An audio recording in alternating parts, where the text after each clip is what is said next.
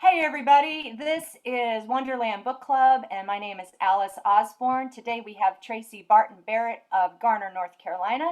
Her book is Finding Her Spirit. It is her second novel and she is so excited to present it for Wonderland Book Club, and this is September 2021. I welcome everybody here in Zoom land and YouTube land beyond. We are co-sponsored by the North Carolina Writers Network, one of the largest nonprofit writing networks in the country. We are excited to bring readers and writers together, and Wonderland Book Club is going on its 14th year. Yes, ladies and gentlemen, it was born in 2008. And that is a long time ago, a couple of presidential administrations ago. So we're going strong, and we bring readers and writers together with a live author. Tracie Barton-Barrett. The first time Tracy sat atop a horse as a child, her passion for horses was born, fueling a lifelong love that has only deepened after watching the Black Stallion. That's the movie that came out in '79, and learning about the incredible filly Ruffian. As the author of Buried Deep in Our Hearts, a novel, as well as an online counselor for BetterHelp, she is a life coach, speaker, and former psychology teacher, and is committed to celebrating and honoring the human and animal bond. Tracy also loves to support writers and artists in their process and helps guide them on their journeys. When not writing or reading, writing, or riding horses, she loves to travel, and she has a fabulous travel blog with her husband Daniel. You have to check it out. I had to say that. When not writing, reading, traveling, hiking, she's dancing, singing, playing piano, watching movies and TV, especially quoting Friends and the Golden Girls. She's a Michigan native, and talk to her about Michigan and she'll tell you a lot. She loves Michigan. And she and her husband Daniel are owned by their awesome cat, Oliver Monkey. Thank you so much, Tracy. Please take it away. Thank you so much, Alice. This is such a thrill for me. I'm just taking this moment in. By the way, I think everybody should hear their bio being read by somebody else at least once in their life. It's like, wow, yeah. So just putting that out there. So I'm just so grateful you guys came today. It would have been nice in person, but this opens it up to make it available for so many people. And thank you again to Alice for this opportunity for me to share about my second born. My books are the closest to giving birth I'll ever experience. So I am talking about my second child today. And yes, I will be telling my favorite sentences. Turnabout is fair play. I will not forget. So I'll get to that later. So I'm going to invite you to take a trip back and kind of some time travel. And I know that we're all authors and readers, so we can easily time travel. We do it all the time. Go back to when you were 9 or 10 years old and think about what was it that was really, really important to you. Maybe it was reading, maybe it was writing, maybe it was sports, maybe it was cooking, maybe it was TV, whatever that was. Just kind of keep that in your mind of things that really energized you, you could lose yourself in, and just really keep that in your mind. And then think about who, if anybody in your life, you could share that with. Were there people around you that you could talk to about it, share ideas about, talk about what you loved about it, what you didn't love about it? Was it in the news? Who in your life could you talk about that with? And for me, I mean, this is no secret. It was horses. And the line, what is it about girls and horses? And you, like Mama says in the book, you never forget your first love. And horses have always been my first love. Animals, generally, music is my second love, which I'll be talking about later, but animals have always been my first love. And one of the things, well, even when I learned Spanish, caballo was one of the first words that I learned. I had to know what horse was in Spanish. And to this day, my mom, every time we see a horse, hola caballo, hola, I mean, it could be miles away, hola caballo. It's just, it's like mooing when you go past a herd of cows. Do you guys moo? I know I do. It's just something we do. But hola caballo. So that was since ninth grade. And the thing I loved, amazes me about horses is there are these amazing dichotomies. You have these huge bodies on these spindly legs, like the proportions aren't always there.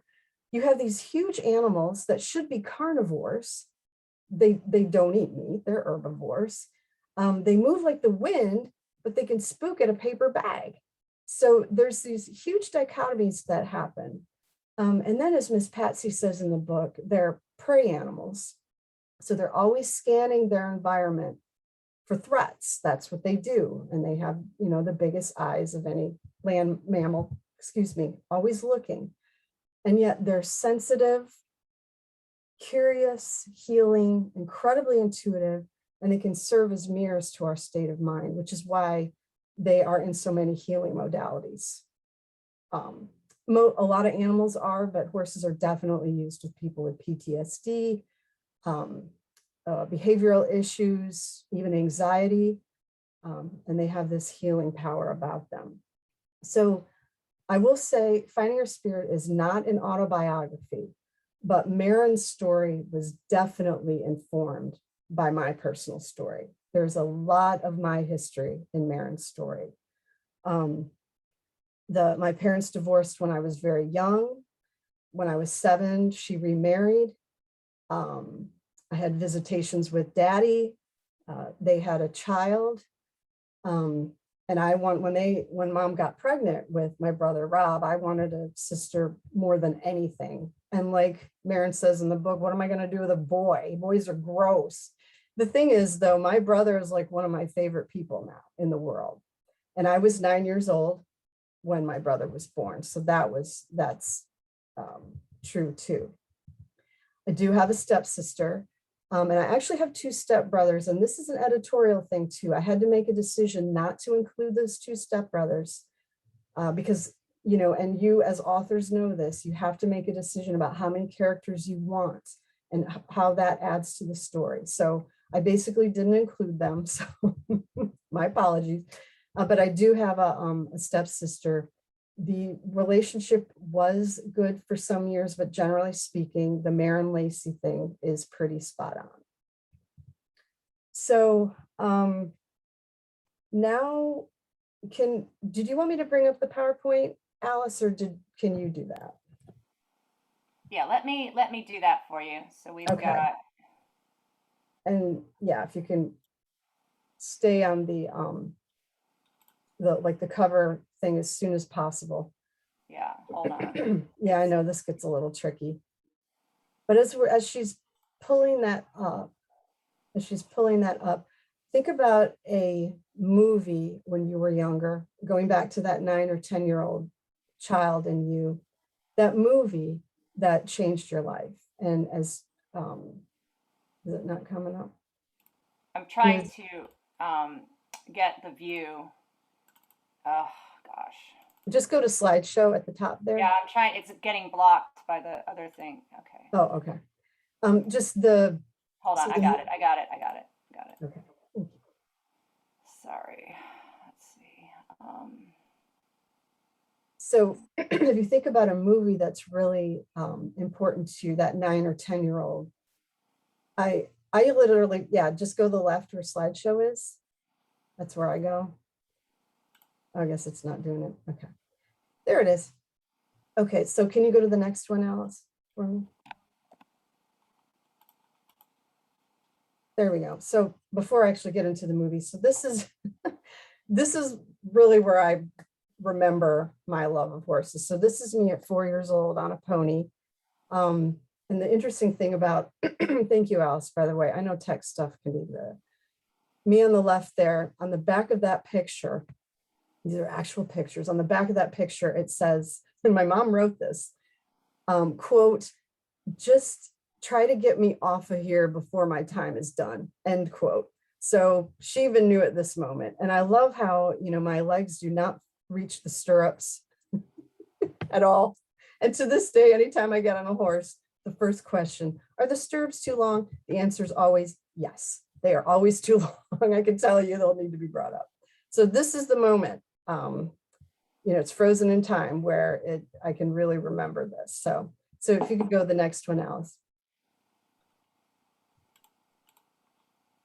So the Black Stallion for me literally changed my life. I remember sitting in the theater, and I was 6 years old in 1979 and watching this movie, and I thought my head and my heart were going to explode. I had never seen a more beautiful horse experience. And, the cinematographer of this is Caleb Deschanel, by the way, Zooey Deschanel's dad, but that's new girl. I just love Zooey Deschanel. But anyway, the beauty of this and how it was shot and the soundtrack to this movie, it still gets me every time. But the fact that I wanted to be Alec, the young rider on here, and I was like, this has to be part of Maren's story, because this movie literally changed my life. So again, I encourage you to think about your 9 or 10 year old self. You could have been 7, you could have been 12, but you saw a movie and you're like, holy cow, what is this about? And it changed who you were.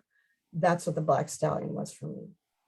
So around that time period in your life too, is there a book that changed your life?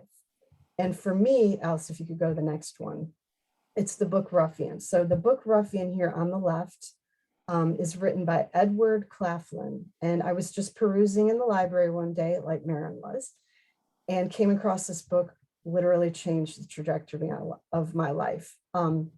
Ruffian was a horse born in 1972.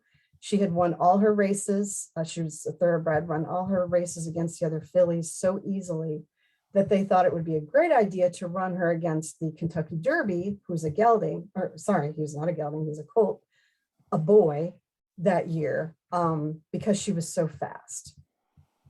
They had this match race. Long story short, you read the book. The jockey heard a snap. She had snapped her front leg basically open with the bone, kept running, and they went to do surgery on her, and she came out of the anesthesia, was kicking around. They tried and tried, and they could not save her. And so this race happened at Belmont in New York, and her grave is up there. And as Maren says in the book, I will never stop crying thinking about her. And this is how I felt. And I came across this book around 5th grade. And this is another thing I invite you to, and especially as readers and authors, we can become attached to characters in books, either fiction books or even nonfiction. I had this attachment with this horse I had never met, who was 2 years old. I was 2 years old when she died. So thinking about the attachment that you have to certain characters in books, that's how I felt toward Ruffian. You can watch the match race on YouTube. I watched it one time. I sobbed. I'm like, I'm not going to do this again to myself. That's just masochistic.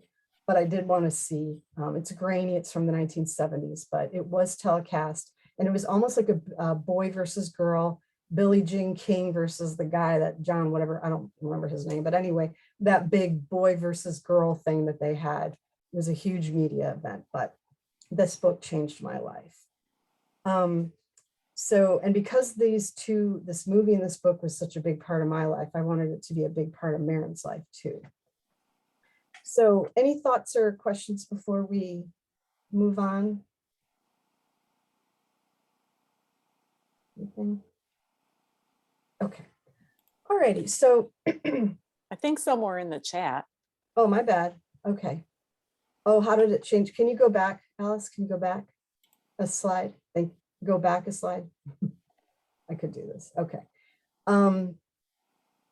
So they asked how it changed my life. So one of the things, and this is a decision I had to make not to include in the book. I used to, my friend Tracy, who Maren with an I is based off of, we used to play horses, like we were horses. And I was always Ruffian. So she literally became who I was. I tried to find what I could, but this was in the 80s. So yeah, and this is, anytime I needed to cry, I would just think of her. I mean, it's an interesting thing what that said about me as a child. I just felt this connection to this horse that had, I think, been killed by her handlers, but that's my 2 pennies on that. They don't do match races anymore as a result of the Ruffian foolish pleasure. It should, no, it's not in the book because, again, I had to make a decision. Oh, in this book or my book, Belinda? I just had to make that decision. Oh, my book. No, I decided not to include that as part of Maren's story. Again, that's an editorial decision you make as an author, but thank you for asking about that.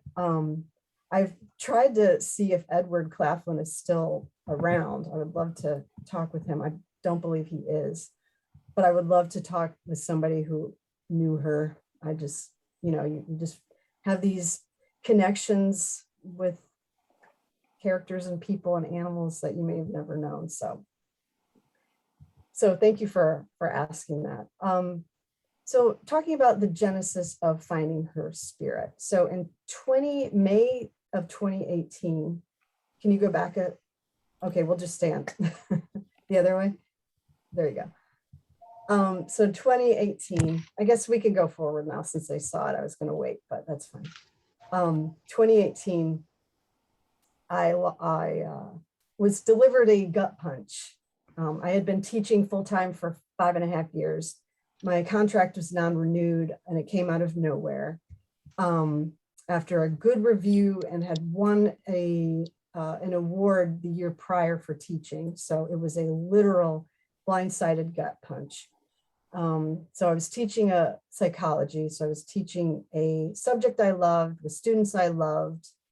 And it was gone like that. So I was trying to get my footing. It was a very difficult time. This was May of 2018. I was in the middle of just forming a book about a military working dog book in the Vietnam War. I had an outline, I had characters, I'd even written the last scene. I don't write in a linear fashion. My style is I get a scene and it's like puzzle pieces that come together. That's my process. I always admire authors that do it in one fell swoop. That's not how I write. So I had the whole last scene written of this military dog book. But my friend Paget was so sweet. She took me out to lunch. Thank you, Paget, to talk about what had happened at work because it was a very difficult time for me. And apparently I kept bringing up horses. Shocking. And she's like, have you thought about writing a horse book? I mean, I laugh about it now. And I was like, I guess I could write a horse book. What's stopping me from writing a horse book? You authors know sometimes you can go down one path and then something just brings you back around. You're like, wow, I guess I could do that. There's nothing stopping me. So I went up to Michigan to my place and thought about it. A friend of mine who is actually my junior high teacher is one of my biggest beta readers, helping me out, forming things. We kind of formed Finding Her Spirit a little bit, organized ideas. And then later so we're into July of 2018 now. And Daniel and I had planned on going out to Montana. We decided, is this a good time to go? I mean, our income had been halved. Is this a good idea to go out? We decided to go. And one of the things that we were going to do out there is stay at a dude ranch where they were paired us with a horse. And this was a family, almost like an Airbnb. And we went into their home. There was a wall of windows and you could see all the horses in the paddock. There were maybe, I don't know, 15 of them maybe. And of course I'm like drooling because I always get hypnotized by them. And I see this buckskin, which is the golden body, black mane and tail, and black socks. And I'm like, oh my God, that is the most beautiful horse I've ever seen. Please, please, please. Well, it was Spirit and we were paired together. And again, I was feeling, vulnerable and really sad at this point. And one of the things we would do is take trail rides. And he was always at the back because he would walk fast. And in horse lingo, it's forward. That's the term that they use. So a horse that you don't need to kick a lot, the term is forward. And I noticed that he was very, very sure-footed, and the Montana mountains, I mean, are just beyond gorgeous. But there's a lot of rocks, but he was very sure-footed. He was very calm. In horse language, there's no spook, buck, rear, or crow hopping. So he basically had no vices. And I asked the woman there, I was like, thank you so much for giving me spirit, but why did you give someone who's ridden a lot, someone who like this perfect horse? And she said, well, because he's so fast that a beginner would feel scared. And I'm like, yeah, not me. I mean, that's my type of horse, man. Let's go. I'm ready. He also had some training where if you squeeze your legs around his barrel, he would go backward. So if you had a beginner on there and they got scared and they squeezed their legs, he would go backward, and then which would make the person even more scared. And then he's running back. So she said, you would know to be careful with your legs. So anyway, once this happened, I was like, I have my muse. This is my guy. This is my guy. And he's just the most amazing horse. So now I get to construct my world. And I know we think of world building when we think of fantasy, science fiction, which are very, very, very important in those genres and other genres, magical realism, how you do that. But there's still some world building, in fiction books that don't have that. So, what was this going to look like? What was the template? What was I going to do with spirit? All these things, who, what, when, where, how, why.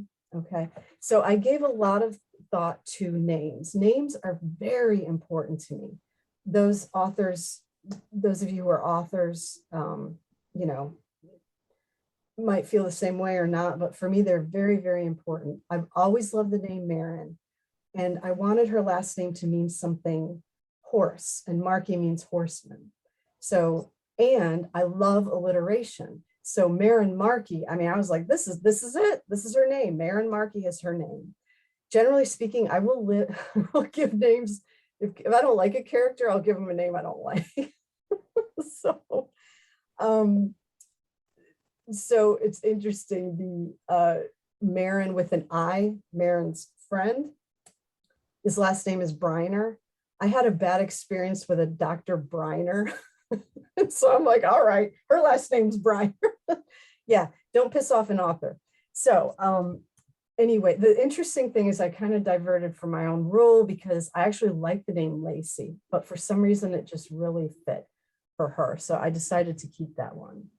So time is very important to me too.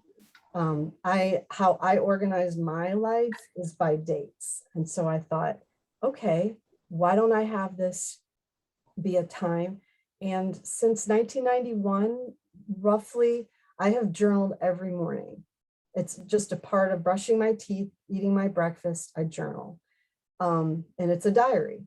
And I still have the journals in bins. I guess when I die, you can read, or maybe I'll burn them. I don't know. I haven't decided what to do with them yet. But I was like, why don't I make this the structure of the book? It's a journal entries. And then so you go back and forth. Some people don't like that structure, but hey, as an author, you have creative freedom, and there it is. The interesting thing too is I'm a proud member of Generation X. Yay, we are the latchkey kids, squished in between other generations, and the 80s were a big part of my growing up. So I decided, let me put it in the 80s. And I had said earlier that music is probably my second love. Well, outside of movies and TV and stuff, but I wanted music to be a part of this book. And so the songs that you see in the book, and I was very, very careful not to put any lyrics in it, although wouldn't it be great to have someone come after you from the big wig studio saying you can't use it? I'm just playing. Every author's dream, but I was very careful not to use any lyrics. I just used titles. But you know, Video Killed the Radio Star by the Buggles was the first video that MTV showed, and Owner of a Lonely Heart by Yes. And so, you know, a lot of the, and even the ones from the 60s from Daddy's band, those I made sure that that was part of it too. And actually, and research is a big part of what I love to do too. And I know a lot of authors love the research part. The thing with the band is I knew he would play like 60s types music.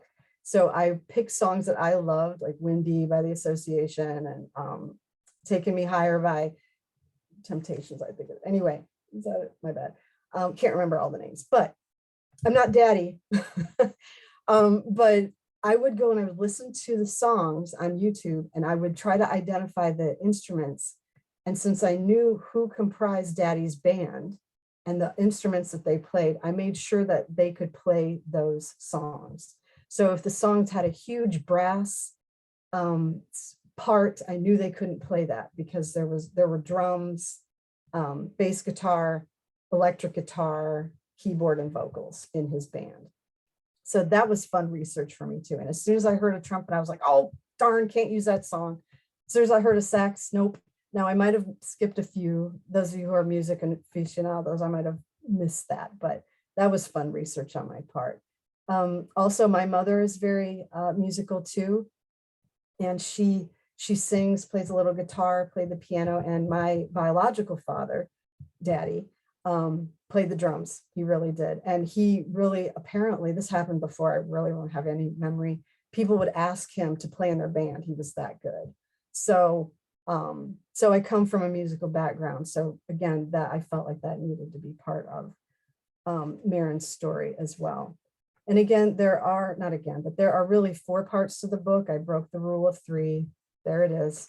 Really, the elementary school with times with her daddy. Then you had junior high, middle school, with Maren. Then high school, her job at Fair Oaks, and then the first semester at NC State. So there's really 4, I guess, but the world didn't fall off its axis because there weren't 3. And then I wanted to tell a story about a horse-loving girl that maybe other horse lovers could relate to. But even if you weren't a horse lover, I was hoping that maybe you might learn something about horses in the process. So that was a little of my why. So when I finally decided, yay, I'm going to write a horse book, yay, more research, yay, because I love research.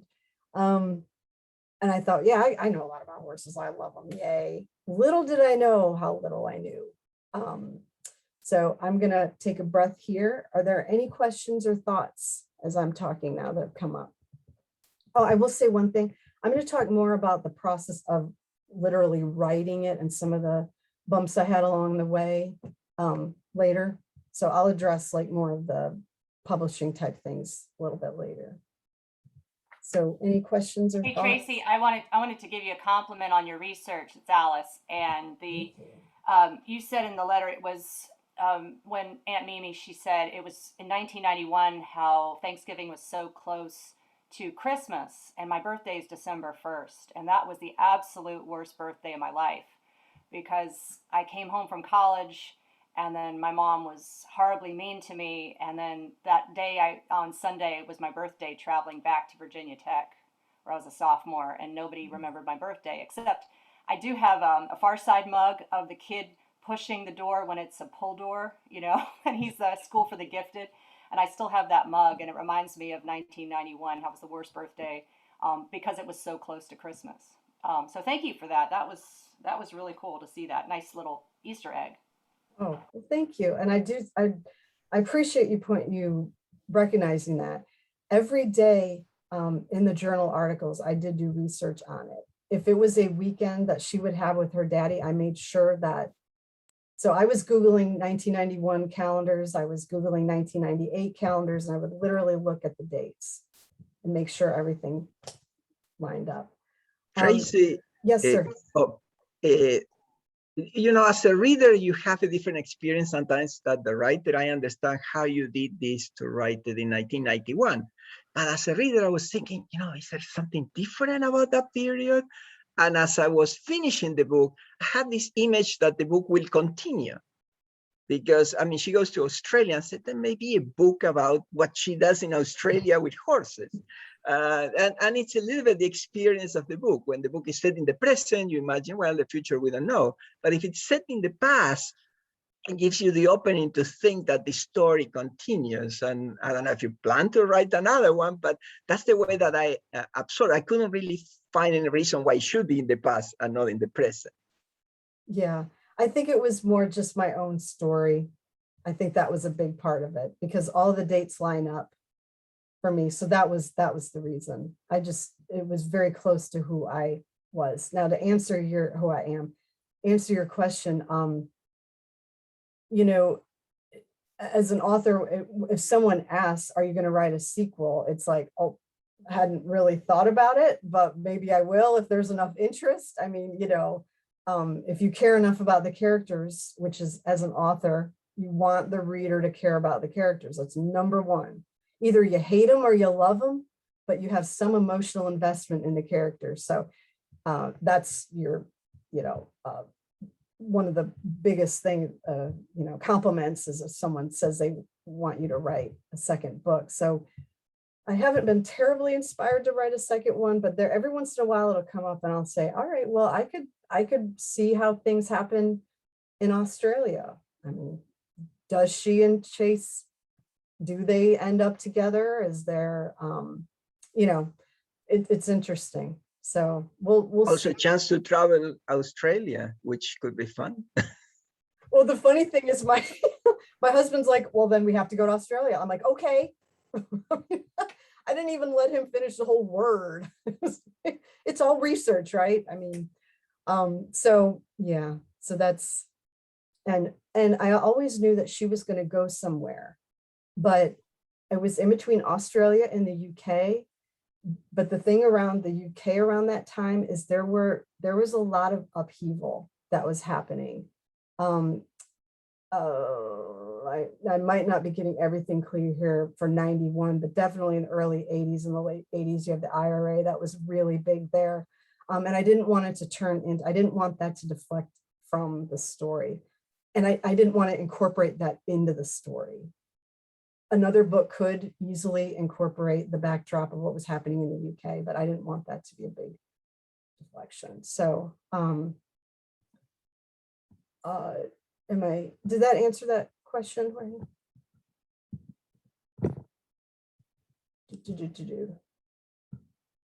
So, Alice, what is my life with horses now? I don't get enough of them. That's the short answer. No, anytime my husband and I travel, we always go horseback riding, and God love him. He has taken to horses, and I mean, he doesn't love them as much as I do, but he's willing to go. They're part of the research that I did for the book. And I think somebody had asked that, is I decided to contact local barns and stables in the Triangle. And I was like, yay, fun research, you know, again.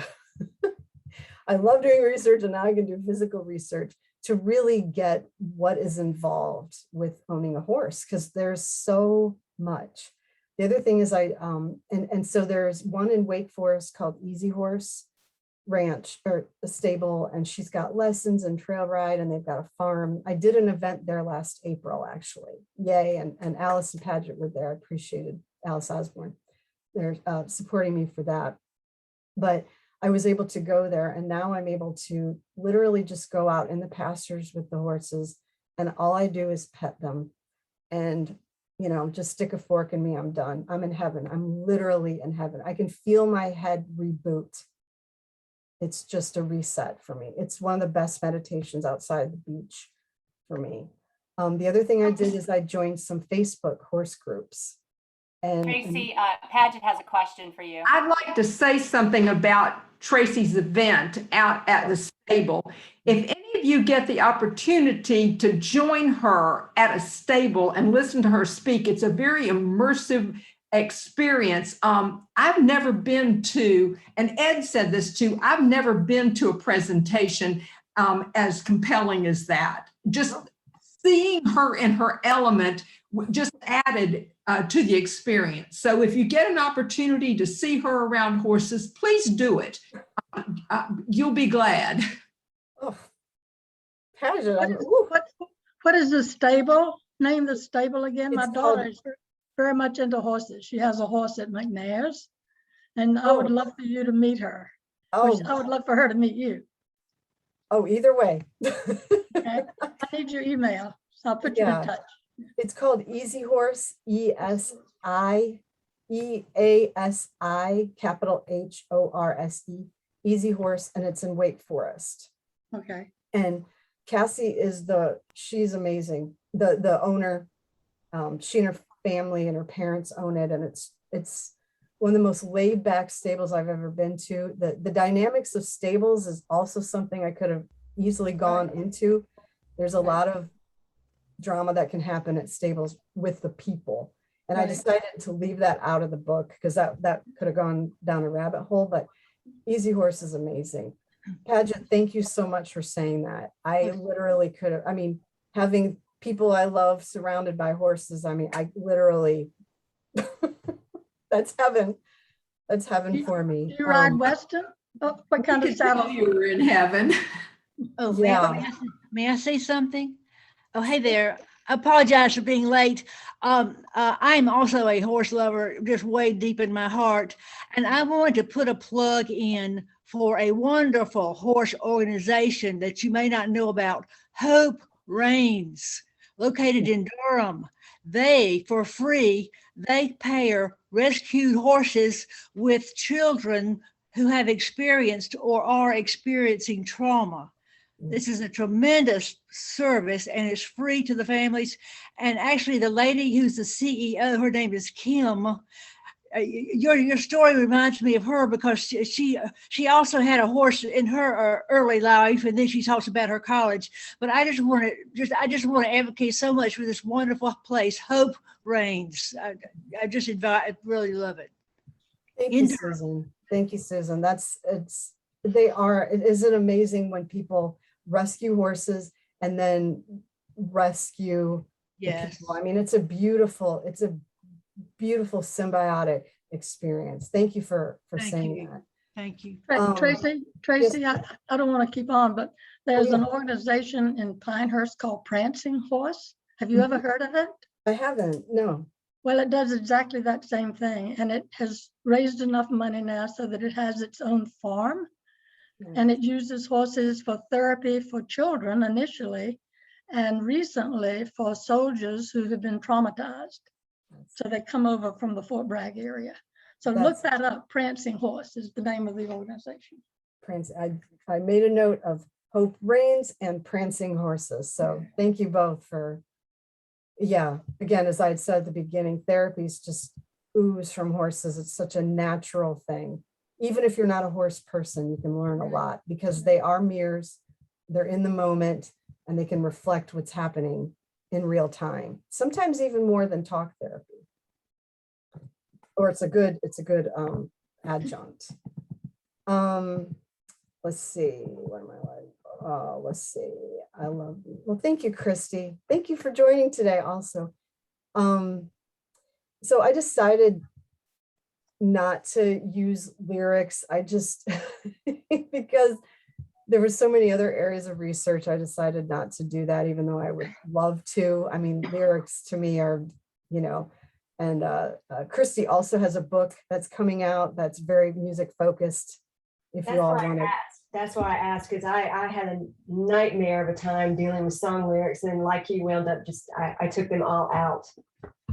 Yeah, it's such a tricky road. I would love to put in so many lyrics. I'm sure for you, Christy, for your book, you would love to, but yeah, it's a landmines waiting to happen. Just, yeah. I think, did I answer everybody's question on that? Oh, why did I choose a novel instead of a memoir? I think novels allow more access for people. I just think they can see themselves or not. It's a little bit easier to do that in a novel than a memoir. So that's why I chose that. And Belinda, you have some friends in Australia. We need to talk. Yeah, and Belinda, yeah. So I will say,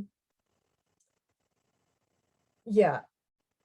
So experiences with horses. I think I've been, and I will say that the story of the horse rolling over on her, that's almost verbatim what happened to me.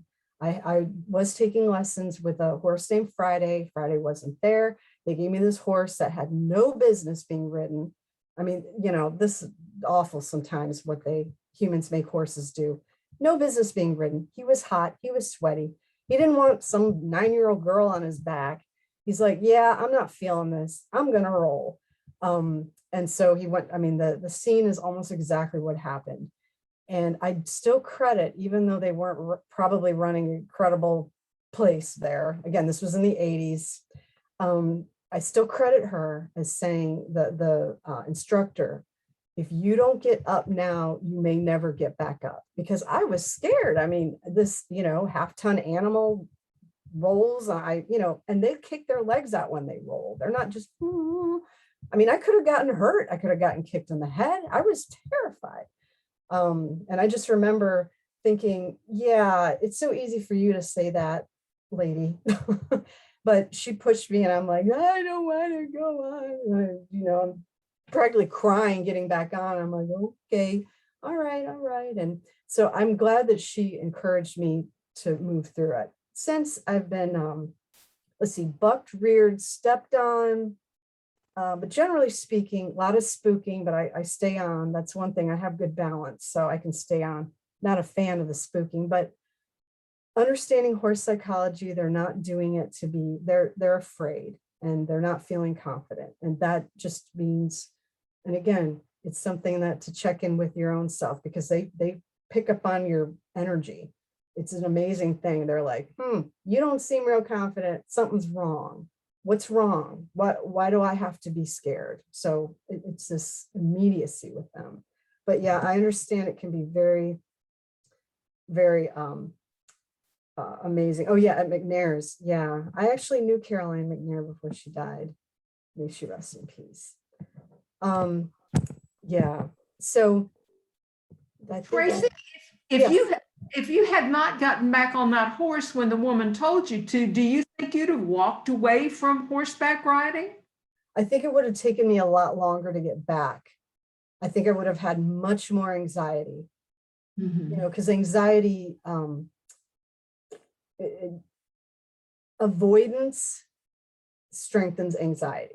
So I probably would have avoided it more, and then it would have taken me a lot longer. So basically, maybe I just need to credit her for allowing me to allow horses more into my life for a longer period. But you had that love already, so you could never have stayed away. Probably not entirely, but it would have been more difficult. Yeah. Yeah, and it, there was Ashley McBride, I guess she's a singer or whatever, I just saw the other day, got into a horseback riding accident. I mean, there are risks associated with it. And, if you ride long enough, it's going to happen. So again, literally getting back on that horse. And the thing about spirit too, is that the meeting spirit, Montana spirit, is that after what happened at the school, my job, I didn't feel like I had fallen off my horse. I felt like I had been bucked off, my foot still left in the stirrup and being trampled by the horse. That's how I felt. But he was my, my salve, basically. It was just an amazing experience. So I wanted to just quickly read a scene, if I could, a short scene. So this is the wildfire scene. So the bell on the door of the McCandless boutique shop. I'm on page 35 if you happen to have a copy of the paperback. The bell on the door of McCandless boutique shop jingled as we walked in. It was one of my favorite shops in Garner because even though it was August, the fall smells of cinnamon, pumpkin pie, and apple cider Candles greeted us. Marching to the back of the store, I located my favorite area where all the stuffed animals resided. You can see all my stuffed animals. Okay. My eyes studied the seemingly disorganized piles, finding a particularly special one at the very top. A huge smile grew across my face. Look, Daddy, I pointed to a large black horse, roughly the size of a medium dog, standing on all fours. That is the most beautiful horse that's a stuffed animal I've ever seen. Can you get him for me? I stood on my tiptoes, stretching my fingers as far as I could reach. Sure, you mean this one? He asked, picking up a fluffy raccoon. No. Okay, this one? He asked, lifting up an owl. No, Daddy, I tried stretching up even farther. What about this one or this one or this one? He asked, pointing to a furry bear, frog, and monkey. No, Daddy, I cried out, practically falling over. The horse one, the Black Stallion. All right, he chuckled. I wrapped my arms around the black horse, hugging him tight. Wow, he's the most beautiful thing I've ever seen. His tag says his name is Wildfire, just like the wildfire you ride, Daddy. How about that, he said. Daddy mentioned to the employee that I loved horses, but I didn't hear most of what they said, figuring it was just adult stuff anyway. I didn't care that stuffed animals were for little kids. If I couldn't have a real horse, I'd take a stuffed one. Meandering up and down the aisles with Wildfire safely tucked under my arm, I introduced my new friend to other things in the store, the candles, books, cards, knickknacks, and more stuffed animals. I was busy showing Wildfire the cash register because, you know, he had never seen the front area of the store before. Okay, time to put him back now, Mare, Daddy said. Oh, Daddy, can I have him though? I would love him. I pressed my face deeper into the horse's neck. It's $50. That's a lot of money. I know, I muttered. Come on, we'll come back sometime to see him, he said, tugging the horse from my arms. He nestled the black horse back on the shelf, propping him up between two teddy bears. I couldn't stop staring at Wildfire. Daddy took my hand. Come on now, let's go. From the exit door, I turned back around. It almost looked like Wildfire was saying, please don't leave me. Blinking hard against the tears, I pushed the door, jingling the bell once again. So that's a true story, actually. In 1980, $50 was a lot for a stuffed animal. And we have a picture here, as you read in the book, we have our Wildfire right here. So yay, he came back. And I will say though, and again, Daddy was based on a true story. My biological father did not have a lot of money. And so the fact he actually did go back at Christmas and get them for me is still one of the most beautiful things he's done for it. Yeah, I did get it. I know. I literally thought that was it, that we'd have to go back and visit. So that's one part of the story that's real. The other story, that part that's real, is Billy Bob's Texas Turd Bird. And Alice, if you could go to the next. So here is Billy Bob's Texas Turd Bird. He literally lives, this is him. He's real. And my mom was really a teacher, and there was really a coworker who was going to throw him away. And she said, oh, Mom, my daughter would love it. And he literally is the closest thing to a horse I ever got from her. So it's a shellacked piece of horse poo. So that's what Billy Bob's Texas Turd Bird is. He has little feathers coming out, googly eyes, little hat, pipe cleaner feet. And that's the closest thing to a horse my mom ever gave me. So, so he really lives too. So now we're going to think about yourself in junior high and middle school. So we're going to fast forward a couple of years for you. Think about your friends or the people that you hung out with. And this actually might not be the same people, right? Sometimes you hang out with people especially in middle school. And as I said before, the Maren with an I story is pretty spot on with a friend of mine whose name was also Tracy. She spelled it differently. There are some identifying features that are not the same, but basically there were a lot of similarities. She and I would talk about horses all the time. She was my person. We went horseback riding. We talked about boys. We giggled about things, you know, the whole junior high, middle school thing, that was us. And she did, and Alice Osborne brought up a really good point that I guess I completely overlooked in the book when I was writing it, was the issue of class, which I think is very interesting. She did have, now that I look at it objectively, her family did have more money than we did. We, at that point, our family probably would have been considered definitely middle class, not lower middle, just literally middle class. She probably would have been upper middle class. And so the fact she did have a boat, they were talking about getting a horse. I mean, all these things were, and her house was nicer than ours, everything. No, she never flaunted it though. I will say that about her. She never flaunted it, but it was they ate out all the time. Like if you go out, and like Maren says with an E in the book, whose birthday is it? You know, because that's when we would go out, was for birthdays, special events. That was the only time we would go out to eat. And they would go out to eat almost, you know, at least once a week, at least.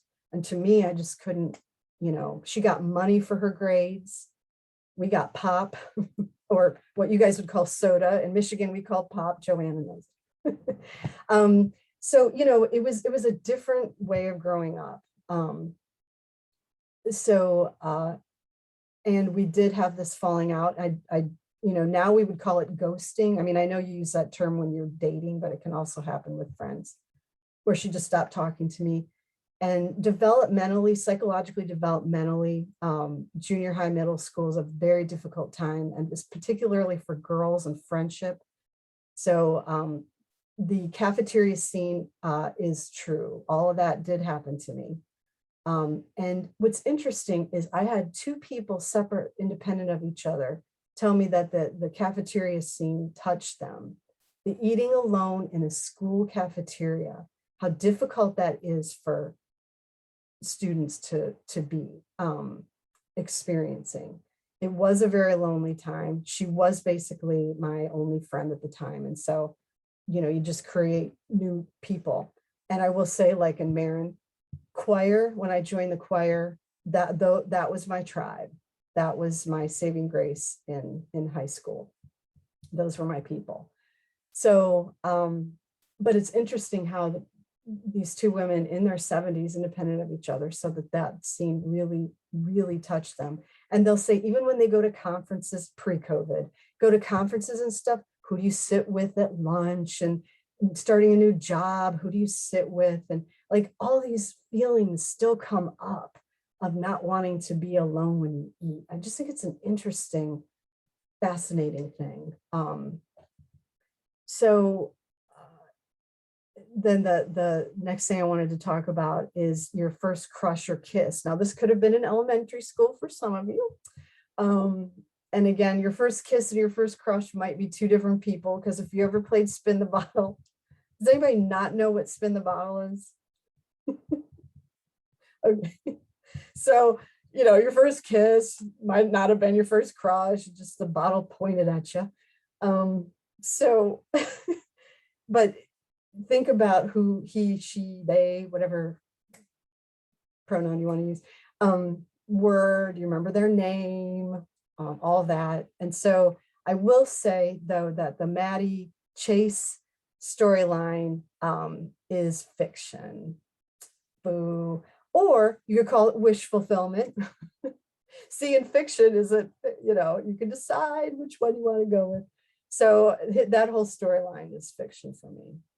But, you know, it was a fun aspect to show Maren's development, that, you know, it wasn't just Lacey who had the boyfriends. It's okay to succumb to hormones and like boys. It's okay.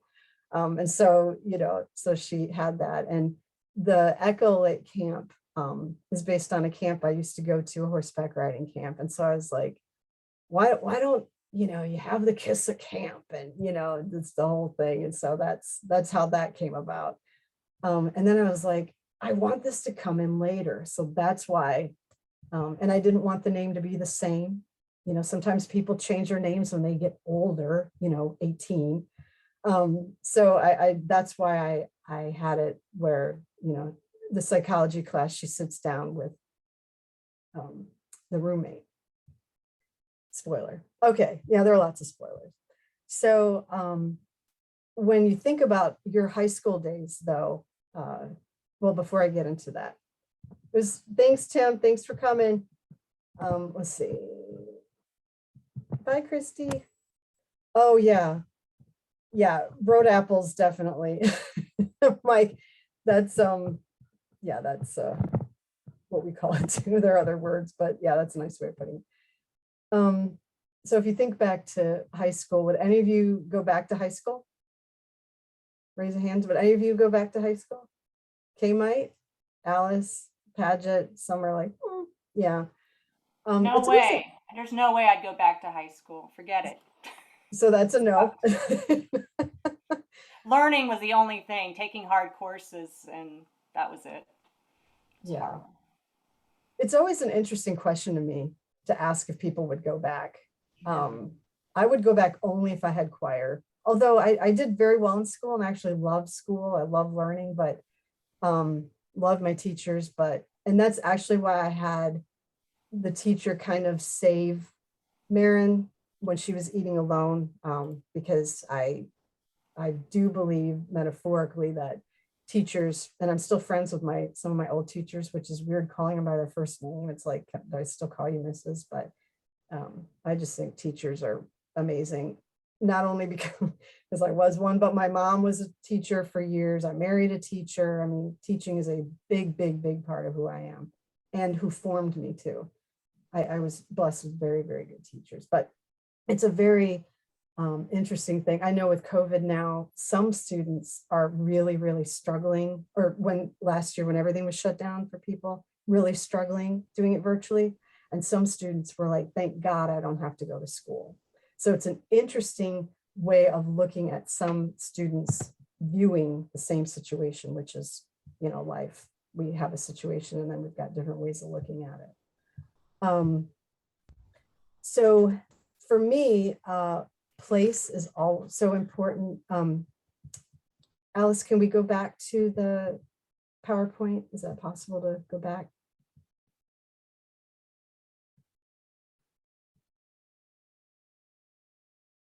So place is really important to me.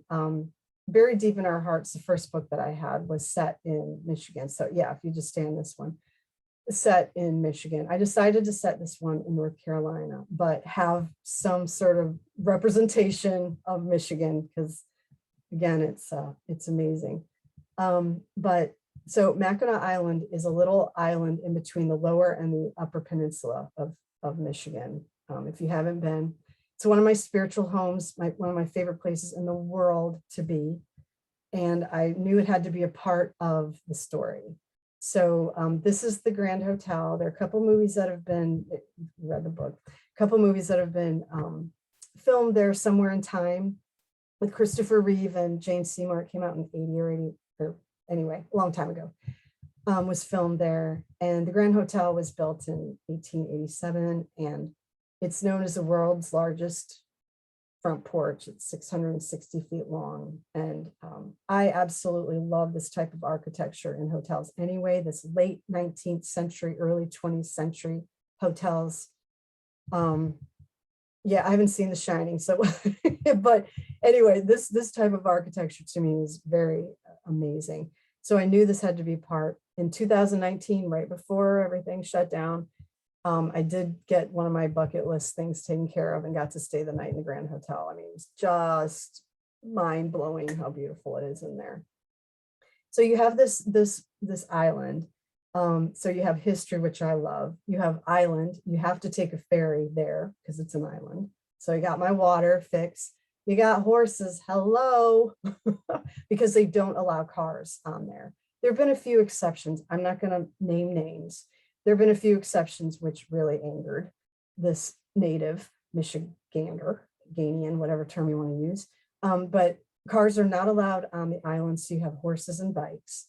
And then you have these beautiful views. So I knew it had to be on it. And that's where Aunt Mimi, and that, I'm not going to read the scene, but I will say that that's one of my favorite scenes is the day that she has with Aunt Mimi.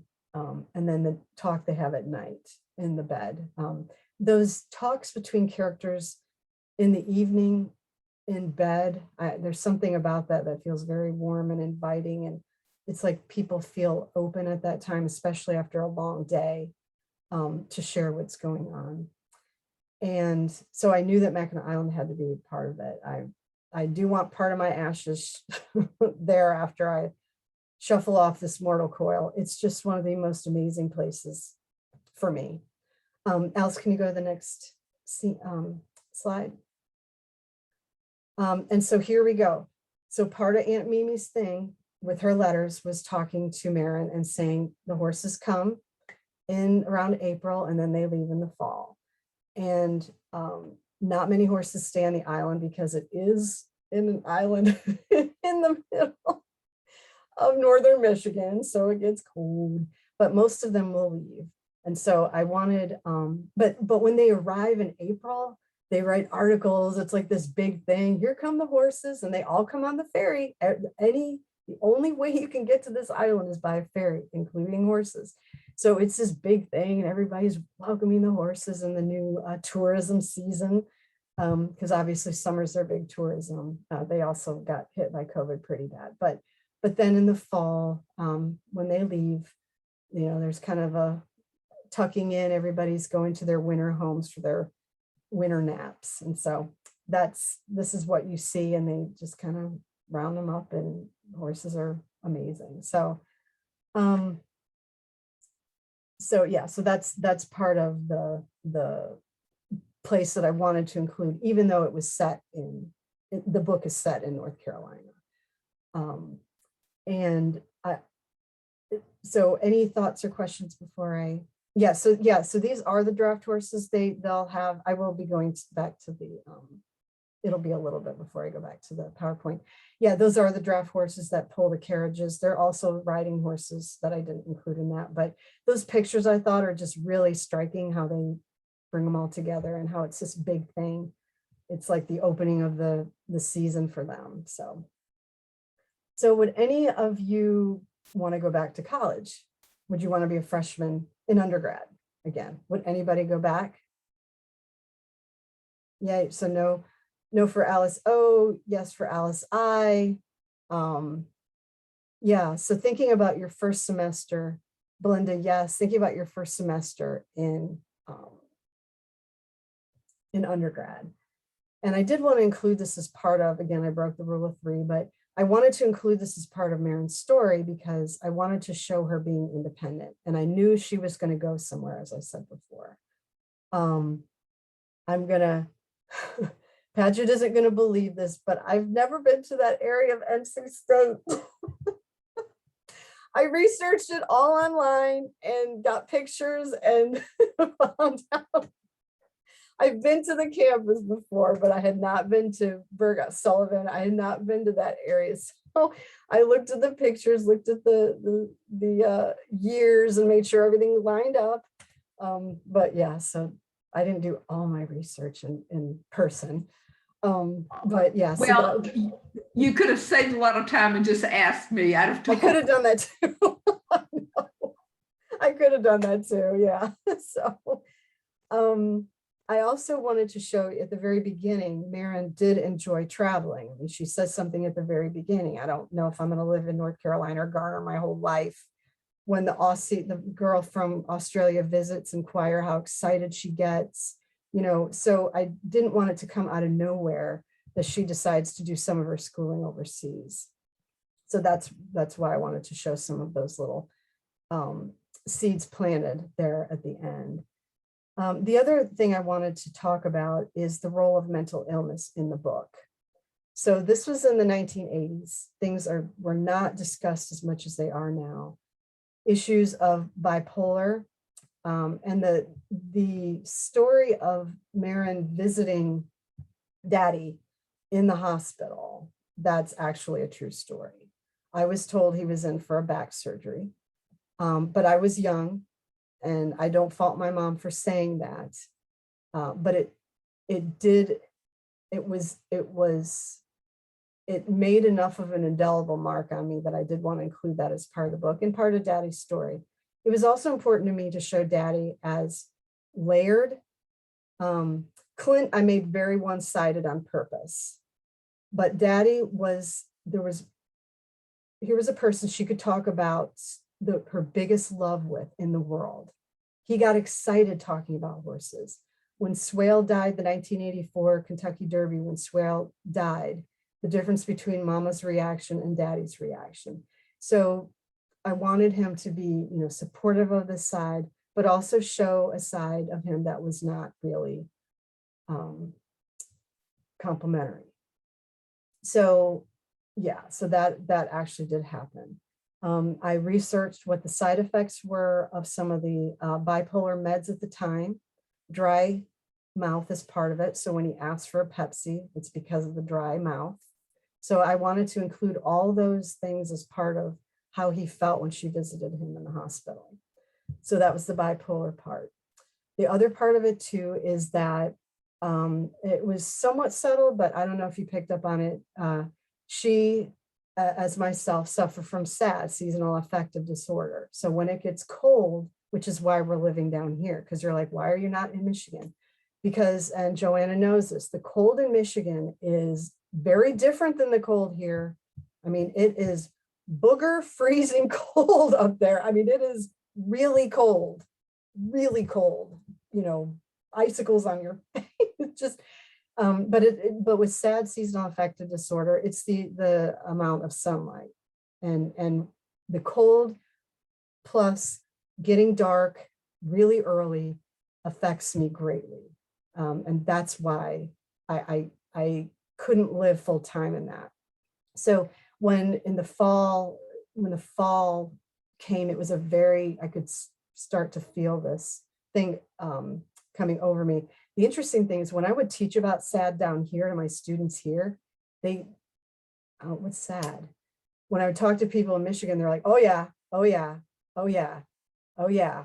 When that time change happens and it's dark at 5 and it's below freezing and you don't feel like getting out of bed and it's very demotivating for some people, it is a bona fide literal depression. And the thing that lifts it is spring. So spring will come and it literally is like a veil has been lifted. So yeah, so I wanted to include that as part of her story. Also wanted to include a little bit basically of issues with food. So that was also part of my story too. So I wanted to, and it was asked, well, why doesn't she just seek counseling? This was in the 1980s. It wasn't something it definitely, fortunately, the stigma is being, lifted now, especially with people like Simone Biles and Michael Phelps and Ariana Grande. And, people are talking about mental health now. They weren't talking about it then. You just kind of buck up, and growing in a Midwestern family, you just buck it up. You just buck it up. So good luck, hold on, and just, try not to be mean. That was basically what you do. So it was just a very different time. And so I wanted to include that as part of it as well. And then the anxiety, just general anxiety about, being the last to fall asleep and anxiety about that. So just showing different anxiety that can affect people and how different it is now, which again, being a therapist now, I'm so glad that some of the stigma is lifting, that, talking to somebody about what's going on doesn't mean you're a total whack job or whatever the messages are, just the stigma surrounding that. So it looks like there were a couple things here. Yeah, Phil and Joy. Yeah, you're from Erie.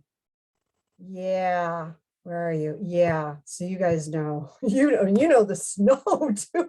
You guys probably got more snow up there than we did. I was in the middle. Joanna knows what I'm doing. In the middle of the mitten here, but you guys probably got way more snow than we did. So yeah.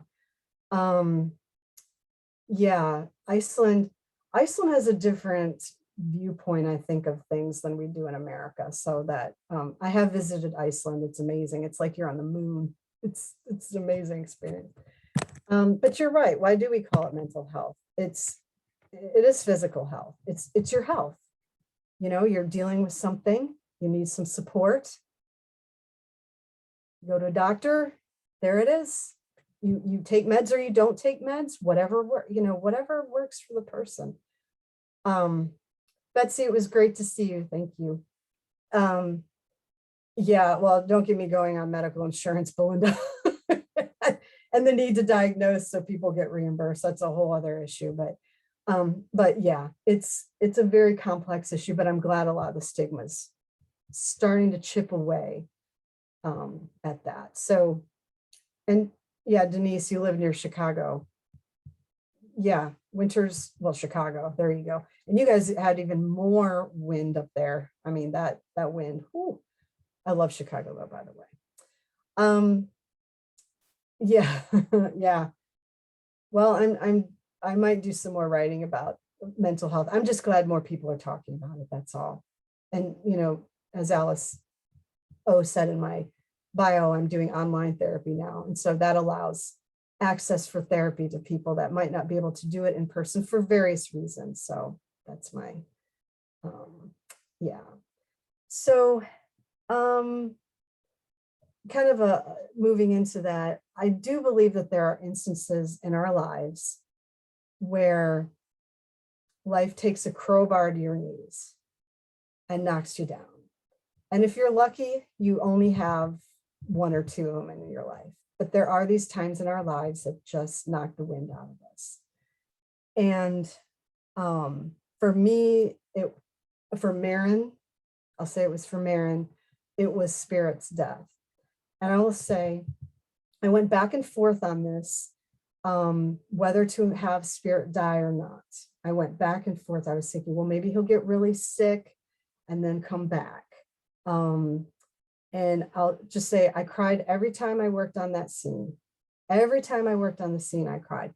When I edited, and you know, you authors know the editing process is never ending. But every time I had to edit things, I would always wait till that scene for last, until I was ready. It just broke my heart because I could picture this happening. And my mom read the book and I was like, so do you think that Spirit has to die? And she said, yeah, that's what motivates her. And I was like, oh no. And that night, and you authors know this, that night before I went to bed, I was sobbing, that I knew that Spirit had to die. And, you know, Stephen King says, kill your darlings. It was a very difficult decision, but I do feel like it was the right thing. It showed a little PTSD too for her. I was showing it a little bit afterwards, what to do, the numbness, the overwhelming feeling of this immediacy.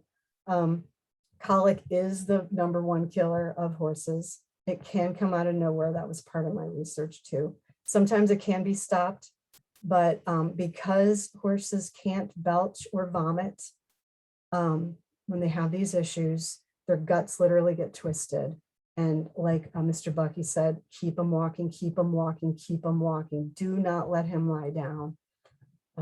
So yeah, so it was a very difficult thing to write as an author, knowing that Spirit had to die. In saying that, I was going to publish Finding Her Spirit in 2020. I'll tell you a few reasons later why that didn't happen. But on Sunday, so it was published at the very beginning of this year, literally and December 28th of last year. And I said, 2020 was such a shit year. Sorry, 2020 was such a crappy year. Let's make it 2021. So, but I will say I received an email on Sunday, March 28th of this year, 2021. I received an email from Dreamhaven, which is the place where Spirit lived in Montana. So on March 28th of this year, I received this email.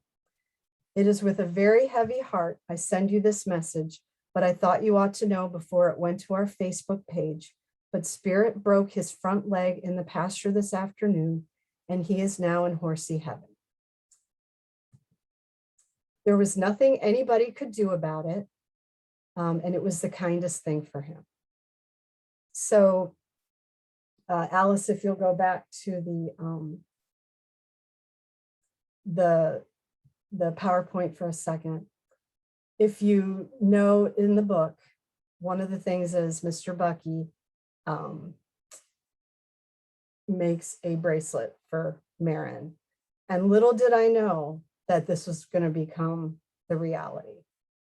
Spirit was a relatively young horse. He was probably about 12 or 13 when this happened. So it was amazing. So here's the bracelet.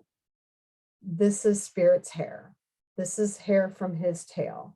And they can make these bracelets out of the horse's hair, memorial gifts. And you can choose a charm, and a horse galloping is always going to be my favorite, always. It's one of my best images.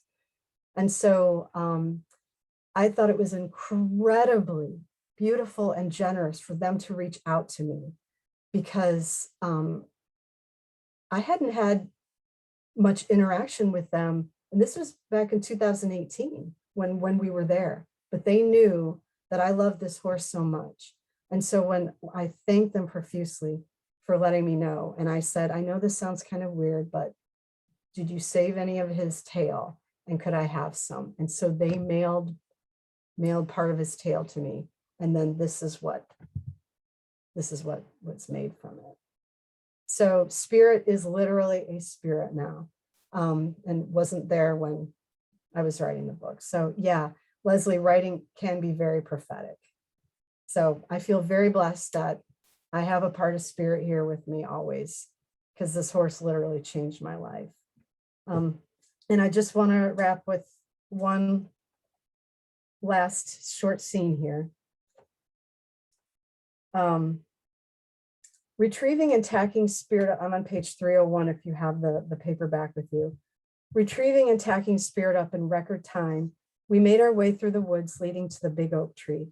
Once we entered the clearing, I kissed the air. Spirit threw up his head, trotted 4 strides, and broke into a canter. Collecting some of his dark mane, I sat deeper in my seat. With each air kiss I made, his golden legs reached for the earth faster and faster, until the strength and power of his strides moved us at a speed I'd only seen in movies. No other horse ever touched Spirit's speed and strength. Images of the Black Stallion on the island and Ruffian flying across the finish line flooded my brain and brought tears to my eyes. The moments when all 4 of Spirit's feet were off the ground, suspended in midair, truly felt like we were flying. Spirit and I were one, connected in a way that only a horse and horse person could understand. All the pain and hurt of Daddy leaving, Maren's rejection, and everything else evaporated. I was transported to a world of bliss that I never wanted to leave. Although Spirit had physically done the galloping, I was out of breath. Those who think that horseback riding is simply about the rider hanging on are sadly mistaken. On the way back to the barn, I repeatedly rubbed Spirit's sweaty neck and told him what a good boy he was. His ears turned slightly toward me, letting me know he was listening. Returning to the barn in a fast walk, Miss Patsy stood in the middle of the mounting area. Her big smile mirrored mine. So how'd you do out there? She said, reaching for Spirit's bridle. All I could do was smile and shake my head and allow the tears to flow. Oh, sugar, she said, tilting her head to the side. Glad it did you good. It did more than do me good. It was like I found something that had been missing, my spirit. Thank you guys so much for coming today. I really, really, really appreciate it. I really, really appreciate it. So thoughts, comments? What's your favorite line?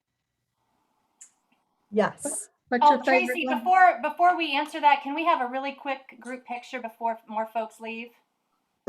Okay, everyone smile if you can. Okay. 1, 2, 3. All right, thanks. Back to the question. Thanks for saying that, Alice. I meant to ask that earlier because I knew people had to leave. Oh, my favorite line. So yeah, yeah. Where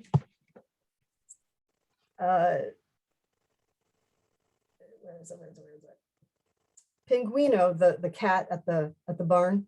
Pinguino leaned into the horse's lippy nibbles, bracing himself on the fence and enjoying this cross-species grooming.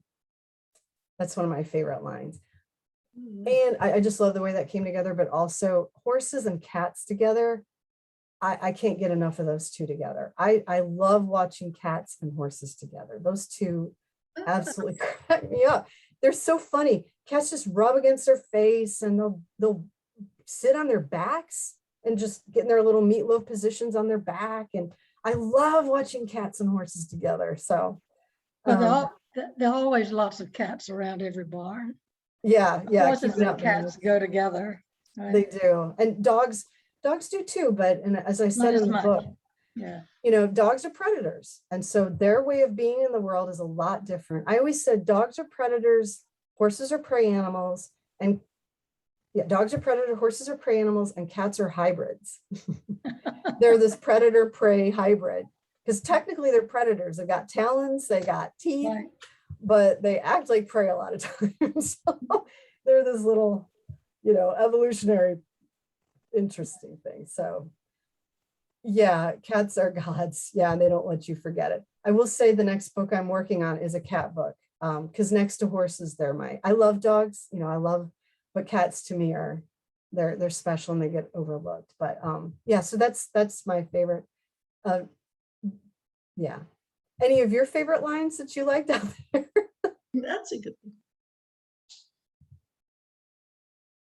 Okay, what you did to me the other day. What's your first sentence and what's your last sentence? And don't you look. Okay, I know the first sentence.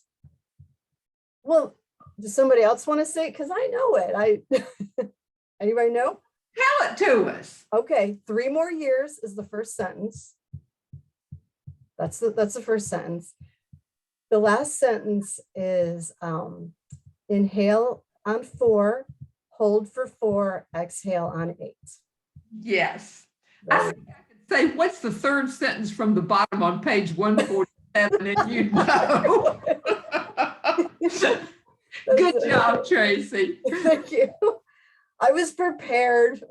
So, yeah. Tracy, I like the line on page 55. Mayor, just remember, whenever you can help someone how or make their day, you should. And I thought that was really nice. And then that comes back later in the story, I remembered as well. So I thought that was very uplifting. Well, thank you, Joy. I appreciate it. I thank you that. Thank you for saying that. Again, I wanted to include the Christmas tree thing never happened for me, but I wanted to include, I love Christmas, but so that's why it's in there. But I wanted to show Daddy as a man who was giving when he could, and his means were little, but just him being giving and then teaching something positive to Maren. So that was part of it. But thank you for. I like that. And I also wanted to tell you, I mean, I grew up in the 70s, so I'm a little older than you are, but I think a lot of girls, women can probably relate to so many things that you talked about in this story. I mean, I remember sneaking the Doritos myself and, you know, lots of things like that. So, and, you know, girls are tough. I have 2 daughters and it's always been an experience being a girl and raising girls. So I can relate to a lot of that. So no, it was nicely done and we enjoyed it. Well, thank you. Thank you. Sure. Hey, Leslie. Do you have to leave or you have a question? Oh, do you have a question? Okay, can I say one quick thing about what Joy said? So one of the things I struggled with, which is, you know, is that this is clearly more female book. Very Deep in Our Hearts has more, you know, men in it and could relate to it. But then I thought, you know, girls growing up, these are things we have to think about. Shopping for your first bra and your period. And, you know, and I know some of this might make some of the men here squeamish. I appreciate you handling this, but these are things that girls have to think about and think about a lot. And comparing yourself to other girls, are they wearing a bra? Did they get their period? And what does that mean? And these types of body things. So including that as a part of the story and how girls have to deal with this. So I just wanted to be honest to the story and not sugarcoat a lot of it. I could have done more. I think I did just enough to show that girls could relate to this. And the just growing up, and you guys have 2 girls. Do you have any sons? You've got the 2 girls? No, we have the 2 girls. The 2 girls, okay. So, oh, Phil. Yeah, yes. That's a lot of estrogen. Oh, it certainly is. Yeah, so that there are things that, yeah, you do. Yeah, and the mood swings, hello, the whole, and I think I wrote in here somewhere that, Maren's like, I want to be near mama, but I don't want to be near her, that whole push and pull of growing up, and you want the moms there, and then please don't embarrass me by just being around. Just you being around embarrasses me. So can you like drop me off a mile from, whatever the thing is there. So, so just showing some of what girls go through. So I appreciate you bringing that point up, Joy. And it's funny that you mentioned that because my youngest daughter was so attached to me. I mean, ridiculously attached. And then she got to 6th grade and she wouldn't have anything to do with me. And I mean, she got a little bad and, we had to bring her back. Now she's back to adoring me. I mean, there's no one she likes to spend her time with, maybe her husband, but I don't know. She just loves being with me. So yeah, it's funny. Anyway, I digress. No, but it's all apropos. The thing is, I guess you hope that, because I joke that in middle school or junior high, again, whatever term you want to use, this is just my 2 pennies. I think the soul leaves the body. And you got these little just pure hormone molecules walking along in the form of a body. And they don't know they're from a hole in the ground and push pull type of stuff and whatever. And then you hope around high school, maybe college, the soul returns. Again, this is my 2 pennies. Some people love junior high age. I find it a very difficult. I, on the other hand, love high school. I love teaching high school. I love the community college. I love that age, but they're usually beyond, the souls come back. Anyway, so, but thank God for junior high teachers. So I think they're the most amazing teachers. One of my teachers actually said, there's nothing meaner than a 6th grade girl. And I'm like, yeah, you got some mean stuff. Those barbs that are either in the front of you or behind you. Ow. Yeah. Joy, I have said that if children stayed as sweet as they were through high school, we could never let them go. They have to be really obnoxious for a few years. So we'll be willing to let them go away. And they do come back. Leslie, you had a Tracy. question? Yeah. More of a comment than a question. I'm sure, as most of you know, I support my writing habit as a tutor. I'm a private tutor in the evenings. I've done it for 20 years. And Tracy, I just wanted to say that the girls, I have no boys who have ridden horses, never. 20 years of tutoring, 25 years combined teaching. The boys don't ride, which I find interesting. The girls do. No boys ride, but none of my students have ridden. But the girls, some of the girls do. And I have to tell you, the ones who ride are so grounded.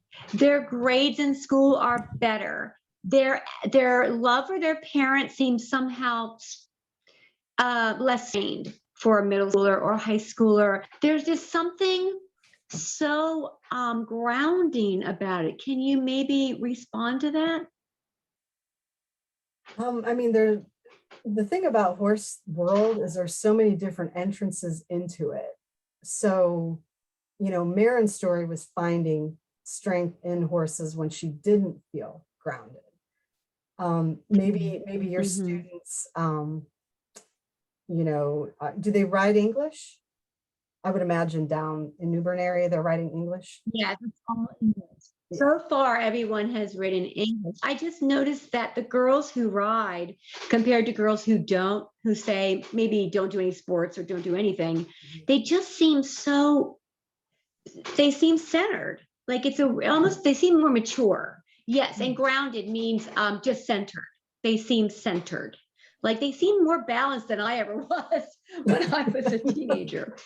It could be again together. It's kind of, and that's an interesting observation. It could be, I mean, I'm hypothesizing here. It could be that Again, horses in real time will reflect back to you what you're giving out. And again, because they're prey animals, they're always looking for threats. So if you go in, unless it's a horse that's used, like you guys talked about, hope reins, and unless it's a horse that's really, really, really trained, their thing, if they're picking up on anxiety, they feel anxious. So it's almost like the self-regulation, maybe that could happen. Also, if they do dressage, that's a very controlled environment where everything matters. Every move you make on your body matters. Every flip of your finger matters. And so being aware of your body and your emotions. So that could be part of it too, maybe why they seem more grounded.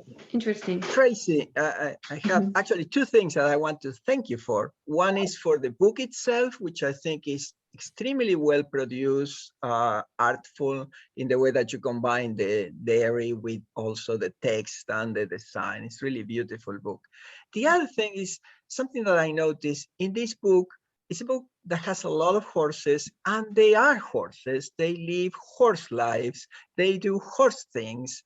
I do remember when I grew up, we have all these Disney movies where the horses were like Lassie. They were just doing human things, heroic things, and they didn't look real to me.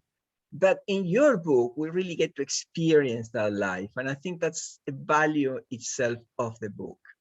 Thank you. That's a beautiful sentiment, Jorge. I do appreciate that. Yeah, I mean, even though there's not a day that I haven't felt hypnotized, mesmerized, energized, soothed by horses, they're still horses. I mean, they are living beings. They have their own agenda, and I'm not deifying them.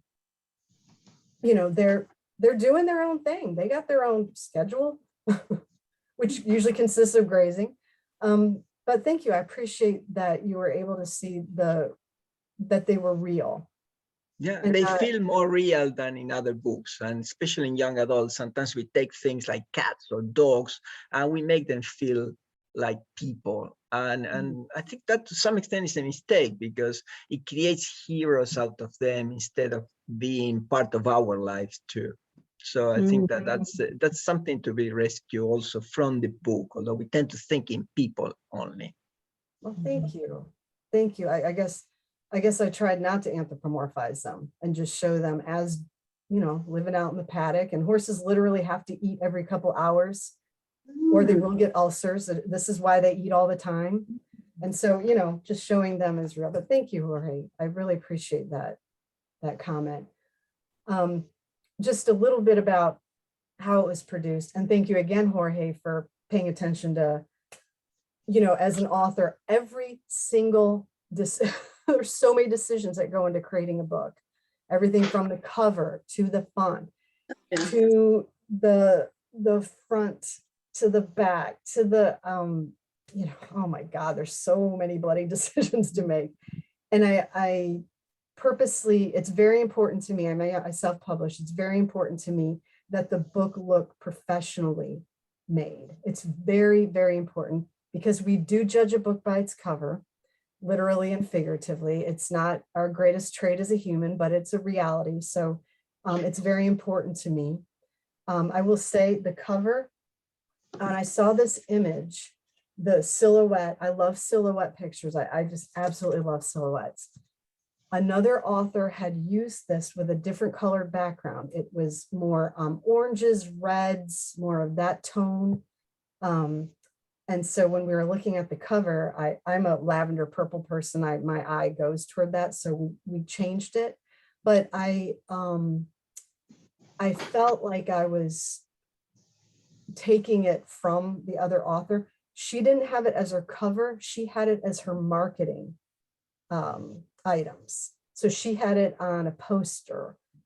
She had it on these things. But as soon as I saw that picture, I just felt that was Maren. And in the book, that's basically one of her senior pictures. So that's how that came around. But so I struggled. So I did reach out to the author, and after consulting with other authors, getting their opinions, what's the best way to proceed with this, because I just felt so attached to this, and she gave me her blessing, because again, this was not her cover, it was just used in marketing materials.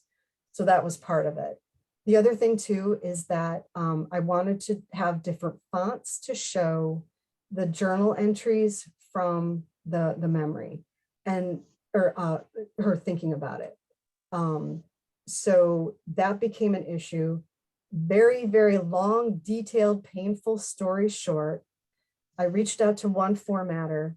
She dragged herself for 3 months, from August of last year to the end of November.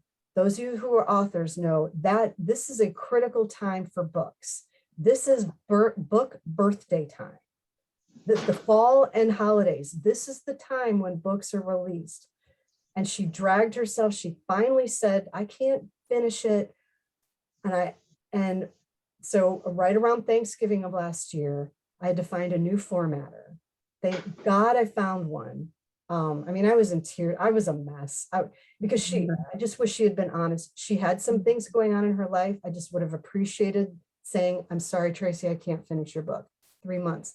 Most formatting takes what, authors? What does formatting take usually? Generally speaking, formatting, how long does it take? Those of you who are authors, how long does it generally Isn't it about 3 weeks, 2-3 Yeah. weeks? Yeah. Yeah. And some can, yeah. So yeah, I had about a month. Yeah, a month. Yeah. And again, the timing of everything, which Sure. is why I didn't want 2020 as my condition date. So I was able to turn around. This new formatter is literally an angel. Was able to do it, got it done within a couple weeks around Christmas. I mean, again, this doesn't happen, but she was an angel. Finally got it together. Yeah, so that's that. And she's now on my referral list. Yeah, My yeah, authors. yeah. It was, and Yeah, she the did a nice interesting job. thing though, is another author did have a positive experience with her. So I know things can happen. I just wish she had been upfront with me, because time is of the essence. You authors know that clock ticks all the time. The clock is ticking all the time, and you have to plan these things out. So that was a big thing. And getting the fonts right. I wanted to have like a younger looking font for her early journal entries, and then later more cursive looking fonts for her older journal entries. So I know that added to the process. So yeah. So yeah, Renee, that's a great question. I think, and I appreciate you asking, she's just asking what parts of this was healing therapeutic for me. Since in my life, the two people that I could talk about horses with were my biological father and my girlfriend who ghosted me basically. Coming to terms with that and just moving to a place of acceptance and forgiveness, just of things that happened. And, you know, there are some things actually that happened that I didn't include in the book. I didn't want it to be a super dark book, but I do think writing with those types of things can be very therapeutic as an author or a writer of any way. If you're a poet or a song lyricist or working it through, I think can be very therapeutic. So I think coming to terms with that and just seeing it as a woman, because one thing too, I meant to mention this earlier, is that one of the things about this book is it's first person. So anytime a book is first person, it's automatically limited, automatically limited on a first person. Then you have on top of that, you have the fact that she's a 9-year-old. So I had to look into that. And even when she's talking about the scenes, she's only 18. So I couldn't put a completely grown up spin on her thoughts about the scenes. She's an 18-year-old, 19 maybe. I have to look at the dates, but you know, so she's not even a full grown adult yet. So I think back as a woman now and just seeing, you know, and those we all live through are living through COVID now. And just seeing that our days we don't know how long we have. We don't know what our days are going to look like. And I don't mean to be macabre about this, but I think living through a pandemic can offer you a new way of looking at the world. Things can change really quickly. And so I think coming to healing with those two relationships in my life was another, on top of all the years of therapy, because for my training as a therapist, we actually had to go through therapy. That was a literal part of my program, which I think is a really good thing for therapists to go through their own therapy. And now as a life coach, helping other artists, writers through their experience and other people, it's a healing thing. So thank you for asking that. Did that answer that, Renee? Did that answer the question? Yes, I mean, I guess I was also thinking about your recent sucker punch too, when you get laid off your job or whatever. I mean, those are serious, big, traumatic things. And I just wondered, you said that the horse was your muse or whatever. Did this help you get over that too as well? Writing it? Yeah, and I do have to say I'm very blessed with an amazing husband, and this group and a lot of friends in Michigan. Hey Sharon, a lot of friends in my life, and other authors. I'm very grateful for the blessings in my life. Yeah, we can't do this alone, especially as authors, because ironically, writing is it can be a very isolating thing. It's just you and the screen or the notebook. But to connect with other people that are feeling the same way, it's a very amazing experience. So yeah. So any other questions or comments or thoughts? Yeah, Alice. Oh. So what advice would you, as Tracy now, would you give to young Maren? Yeah, young Tracy. I think, and this has actually been kind of backing up a little bit to what Renee said. Again, I believe that most people have these sucker punches in their lives. If they look back, and again, you're lucky if you only have one or two, because some people have really, really, really big sucker punches. And I think that everybody creates a mantra for themselves. I think that can be a helpful thing when things get stressful or frustrating or whatever, to have a mantra. And mine is all will be well. Basically, it's going to be okay. So I think that's probably what I would tell her, that you will get married someday. The whole scene with prom, I do have to say one thing about the prom scene. I actually did go to my prom, but the reason I included that is because for the girls or the boys out there who were always in the friend zone, nobody ever looked at you as dating material. That was me. I was always the friend.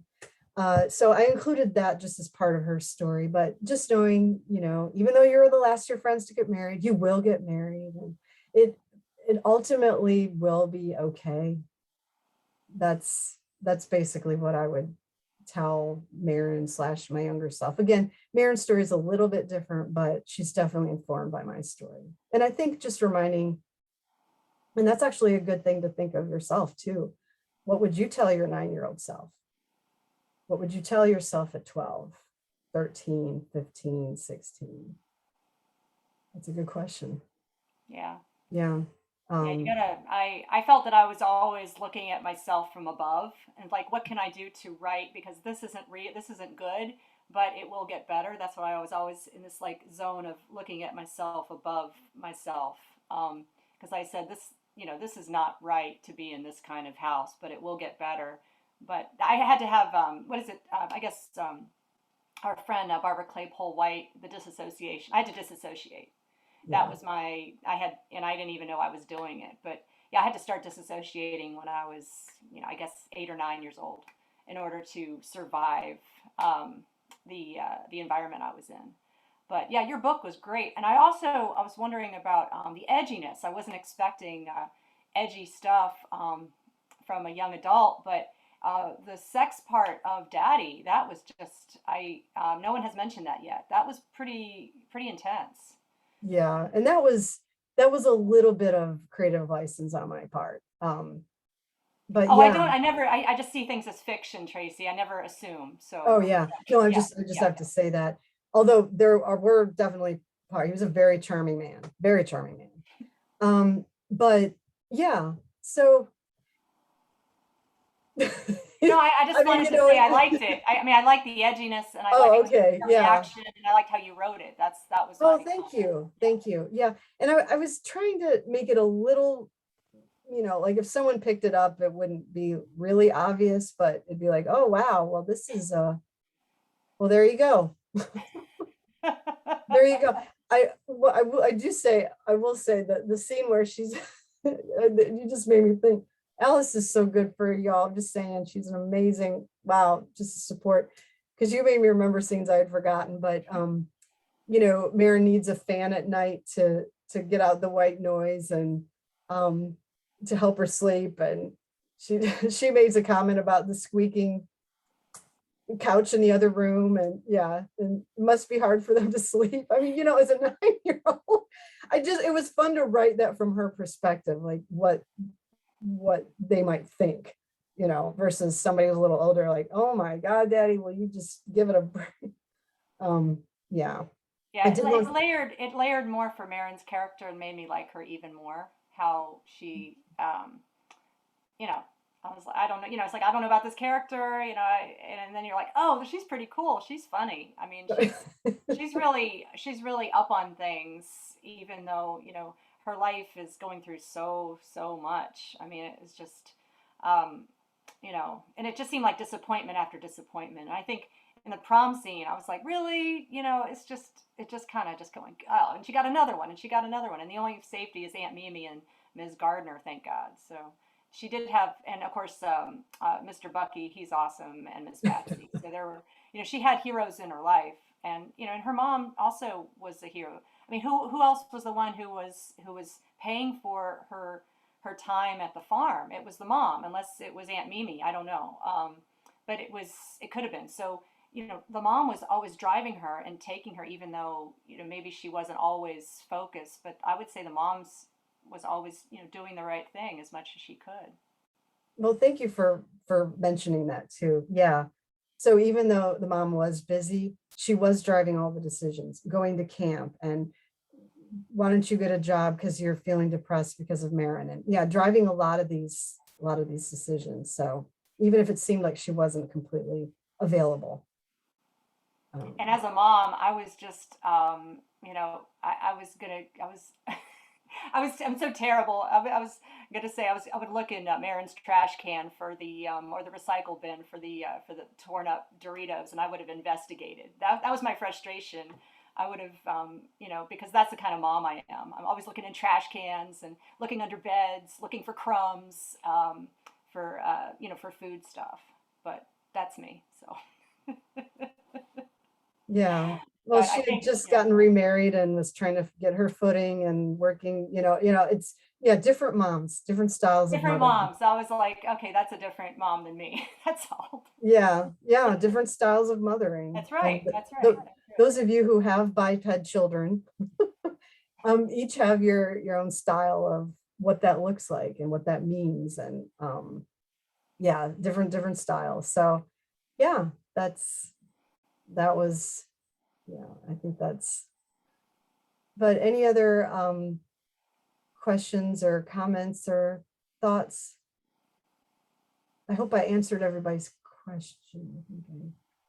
I think you did a great job of answering everything in the chat, and oh, thank you. And it's Mackinac Island, because I was like, it's spelled differently, and I love Somewhere in Time. It's just, if you all have to watch it, it is a great movie, and I had the great pleasure of meeting Jane Seymour when she came to Raleigh 3 years ago, and she painted the scenes, and I was just close. I was as close as her to this horse to see Jane Seymour. Yeah, she was, and she's like 5'3". She's petite. She's beautiful in person, and she's the real deal. So if you if you want to say, you know, I know an actress who's cool, she's one.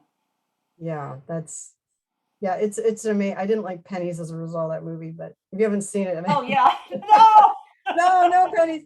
no. And I just want to be sure to just thank everybody and thank Janine also for being a beta reader and giving some honest feedback to the book. And just, I mean, all of you guys, I could thank all of you individually for different things you've done to create Finding Your Spirit. So everything that you guys have done. I will say, if you, and Rebecca Hodge did this in her presentation, which I thought was brilliant. She said, if you know of somebody who's looking for a book or idea, please think about Finding Her Spirit. I would appreciate it. You know, one thing is an indie author, and all the other indie authors here know, you know, marketing, it's not, you know, Alice, it's a different, I guess, thing for Alice, but it's not my favorite thing. I don't like asking people to buy my books, but I'm doing it right now. So to buy, and then when you do, if you would please leave a review. It does not have to be a dissertation. 2 sentences, just 2 sentences, or just stars. It really helps a lot. So On Goodreads and Amazon, please do yes, both. yeah, and Amazon owns Goodreads like it owns the soul of America. But anyway, but if you want to put, you know, I would really appreciate that. Again, doesn't have to be a dissertation. I know some people are hesitant to leave a review. They're like, I don't want to say it wrong. Just leave something, because you know the algorithm of Amazon, and people look at numbers. So when they're looking at a book to buy, they look at numbers. So please, and thank you also for buying it for holiday gifts and anything. So I'm just putting that out there, even though I despise doing this, but it's part of being an indie author. So there it is. All right, I'm going to end the recording now, but please, that doesn't mean we're ending the Zoom. And I would love for everyone to have a final wave to our audience out on YouTube land. Thank you all so much, Tracy.